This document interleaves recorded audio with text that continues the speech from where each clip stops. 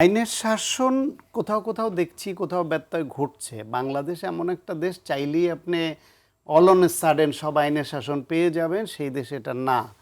বরং আমি আলাউদ্দিনের একটা কথা, এদের এই গত কয়েকদিনের মধ্যে এদের যাদের সঙ্গে বসছি প্রত্যেকেই শুধু বলছে যে আপনি কথার জবাবে আপনি তাকে আঘাত করতে পারেন, কথার জবাব কথা দিয়ে দিবেন। শেখ হাসিনার ওই একটা কথার জন্য সারা বিশ্ববিদ্যালয়ে অগ্নিগর্ভ হয়ে উঠেছিল, রাজাকারের নাতিপুতি। সেইটার কনসিকুয়েন্স কোথায় গেছে? কথার জন্য যুদ্ধ লেগে যায়, সেই নজির আছে পৃথিবীতে।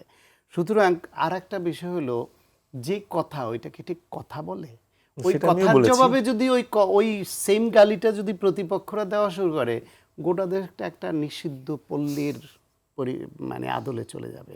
আপনারা সেটা চান? বরং ওই নিষিদ্ধ পল্লী টাইপের কথা যারা বলে তাদেরকে থামানোর দায়িত্ব আপনার। থামাচ্ছেন না, প্রকাশ্যে বলছেন না, একটা শোকজ করছেন না। তারা যে এটাকে এন্ডোর্স করছে সেটা আপনি কই পেলেন? জবাবে না, এনসিপি যেটাকে এন্ডোর্স করছে সেটা আপনি কই পেলেন? তাদের নিন্দা করা এবং না থামাইতে না পারা, নীরবতার কারণে থামাইতে না পারাটাই এন্ডোর্স করা। থামাইতে না পারলে বলেন যে এত শক্তিশালী, ওর কথার জন্য আমরা পেরে উঠি না, সে আমাদের এনসিপির সেফুদা। ঘোষণা দিয়ে হইলেই হয়। এবং সে একজন না, একজনকে না বলছি কারণ সবাইরে হিরো বানাইতে চাই না, কারণ ও অলরেডি হিরো হয়ে গেছে। একটা ছেলে তার জুলাই গণ অভ্যুত্থানের ওই রকম কোনো উল্লেখযোগ্য স্টেক হোল্ডার না, সে ইতিমধ্যে 3টা দল করা তার হয়ে গেছে, তার নীতি নৈতিকতা নিয়ে প্রশ্ন আছে, নানাবিধ প্রশ্ন। আমরা সাবজেক্টের মধ্যে থাকি, তাকে আমি যে ডিফেন্ড করতে সে ডিফেন্ড করুক পারলে, না সে তাকে তো ডিফেন্ড করার স্পেস নাই, ধরে যে কথা বলতে হচ্ছে সেটাই চেয়েছিল, সেটাই করছি। সেইটা এনসিপি এবং জামাত তাকে নিয়ে খেলছে। এবং তারা এখন কিছু হলেই বলবে কথার জবাব কথা দিয়ে দেন। আমি তো ওই কথা পারি না ভাই। এই যারা ওই অসভ্য কথা তো আপনার মুখে আসবে।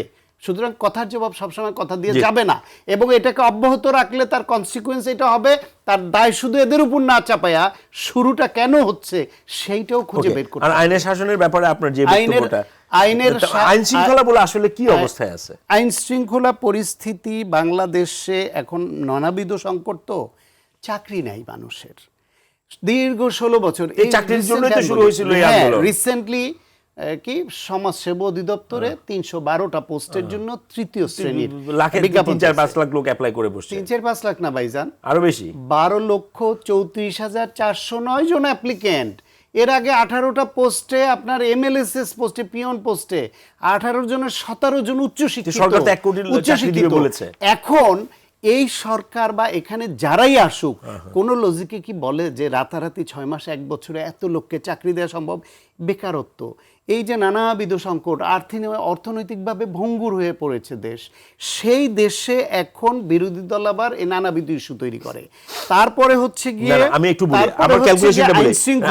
আপনি কর্মসংস্থানের ব্যাপারে আমার ক্যালকুলেশনটা হচ্ছে সরকারের বয়স মেয়াদ 5 বছর, সরকার বলেছে 1 কোটি, মানে বছরে 20 লাখ, তার মানে 6 মাসে 10 লাখ হওয়ার কথা না। আপনি ওই সরল 18 মাসে 1 কোটি, না 18 মাসে 1 কোটি বলেছে, ওই সরল অঙ্ক করলে হবে না। তার মানে ওটাও একটা আপনার না সরল অঙ্ক এরকম না যে 5 বছরে এতজন দিলে তাইলে মাসে মিনিমাম, তাহলে প্রথম মাসে এত দিন কেন দিল না? তাকে বিনিয়োগ আনতে হবে, তাকে প্রতিষ্ঠান গড়তে হবে, তার ক্ষেত্র প্রস্তুত করতে হবে, তারপরে একসঙ্গে হয়তো একটা বড় একটা বাল্ক একবার নিয়োগ হবে। এইটাকে আপনি 5 বছরে ডিস্ট্রিবিউট করতে পারবেন। এখন 5 বছরে বলছিল 1 কোটি, তাহলে বছরে কত পারে, মাসে কত পারে, 5 মাস হয়ে গেছে, 5 মাসে কত পারে, পারলো না কেন? এটা কোনো হিসাব না। সরকার চেষ্টা করছে, তাদের চেষ্টাটা ভিজিবল হচ্ছে। আইন শৃঙ্খলা রক্ষার জন্য আপনার আওয়ামী লীগের সেই পতিত শক্তি, তাদের টাকা, তাদের অস্ত্র, এই যে লাইসেন্সগুলি দিয়েছিল, সেই লাইসেন্সদারি অস্ত্র জমা দেয় না। ওই অস্ত্রগুলো কোথায়? এই যে থানা থেকে লুট হয়েছিল অস্ত্র, সেই অস্ত্রগুলো কোথায়? পেশাদারদের হাতে চলে গেছে। এগুলোর দায় আসলে সরকারের, সবকিছু উদ্ধারের দায়িত্ব সরকারের। কিন্তু আপনি মনে করেন যে 6 মাসে এই অবস্থা, একটা সরকার এসে 6 মাসে এগুলো পারে? কিন্তু আমার মনে হয় এদের প্রোঅ্যাক্টিভ হওয়া উচিত। বাংলাদেশের স্বরাষ্ট্র মন্ত্রণালয়ের দায়িত্বের মন্ত্রী হতে কেউ নিতে চাচ্ছে না, কেউ চায় না, তাকে অনুরোধ করে দিতে হয় যে আপনি ছাড়া কেউ পারবে না। এই দেশ এমন সমস্যা সংকুল, এমনভাবে তৈরি হয়েছে এত বছরের পর বছর। সুতরাং সময় দিতে হবে, সহযোগিতা করতে হবে। নিশ্চয়ই আমরা তার